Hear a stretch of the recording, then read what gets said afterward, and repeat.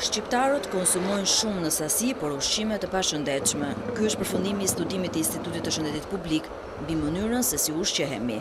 5 vakte të domosdoshme në ditë në Shqipëri reduktohen në 1, atë të drekës dhe rrallë edhe në vaktin e darkës. Frutat dhe perimet duhet të hahen 5 herë në ditë, këto i hanë 5 herë në javë. 50% del që nuk hanë mëngjes, po dhe 50% prap nuk hanë atë mëngjesin e duhur. Ka shumë njerëz që lën vaktin e darkës, që është gjë e gabuar. Ne duhet të shikojmë orarin e ngrënjes së vaktit të darkës, se ne jemi një popull që jam shumë vonë, shumë mbas orës 9. Atëherë metabolizmi bie, ti do shkosh të flesh dhe ti nuk arrin dot të bësh atë tretin e dur. Ndërsa një ditë ideale nga specialistët e shëndetit publik përshkruhet kështu. 3 nga ushqimet që nuk duhet të mungojnë në mëngjes duhet jetë qumshi ose një nga produktet e tij, mund të kemi një frut apo lëng fruti dhe drithin nga mëngjesi në drekë. Edhe këtu ose mund të marrim një frut ose mund të marrim një çaj.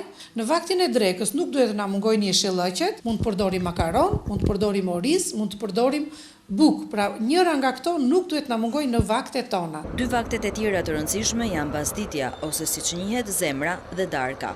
Ushqimi është një nga 4 faktorët kryesorë që na sëmurin, nga zemra, diabeti, tensioni e deri tek kanceri i stomakut, që po një rritje të shpejtë në dekadën e fundit në vendin tonë.